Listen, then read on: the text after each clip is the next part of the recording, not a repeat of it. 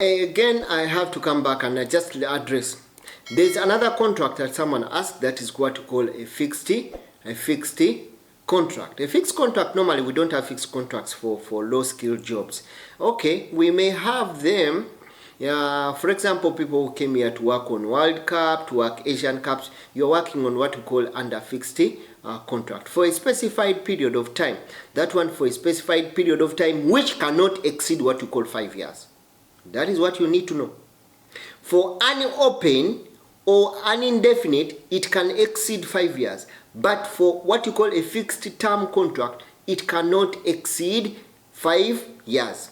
And if it has to be renewed according to the both parties of view, if it has to be renewed, then it must be renewed with the same number of period or the same period that it was originally before. So these are normally projects that come up and people agree on particular projects, then you take up projects. Like for example, we look at World Cup was here for 1 month, it take 2 months, and very many people were contracted. After serving their contracted, then we go. But what happens with a fixed term contract, something that you need to understand, the fixed term contract, that this contract after the probation period,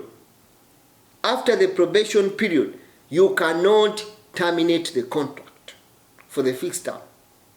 After the probation period that is agreed by both of you, you cannot terminate the contract.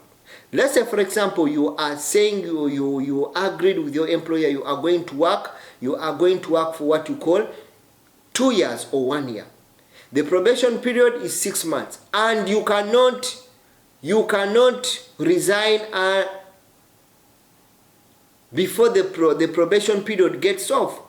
Then you can never. You have to wait for the fixed term to go off. Then after, you can think of resigning. So I probably, and that could be the best way that I can explain that. Mostly those ones come as what we call for specialized projects that come into, for example, construction, stadium constructions. We look at people here World Cup, so definitely you'll agree with me. That is what